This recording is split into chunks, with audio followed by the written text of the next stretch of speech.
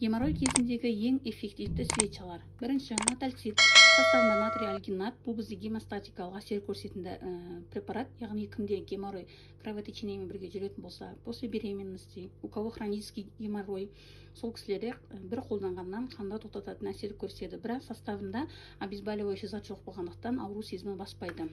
Екінші, проктозолинол. Бұл бізде комбинированный препарат. Составында натрий, гепарин натрия, ол бізде қан тоқтататын әсер көрсетеді. Преднизолон, бұл бізде гормон болғандықтан үш түрлі эффект көрсетеді: противовоспалительный, обезболивающий және де противоаллергический. Яғни кімде геморрой плюс зуд, жжение болатын болса, сол адамдарға өте жақсы көмектеседі. Анестезол бағасы арзан, бірақ өте эффективті препарат. Составында комбинированный бензокаин бар. Бұл бізде анальгетик, яғни ауру сезімін басуға көмектеседі. Висмут субгалат, бұл бізде противовоспалительный әсер көрсетеді. Ал цинкоксид, бұл бізде подсушивает воспаление. Тоже жақсы препарат, бір қолданғаннан эффект көрінеді.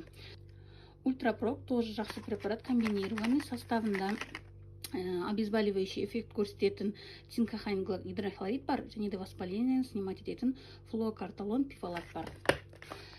Қызылмай көпшілігіңізге белгілі противовоспалительный, обезболивающий эффект көрсететін не только геморрой кезде, сонымен қатар женский жақтағы воспалениелер кезде де вагинально қолданылады.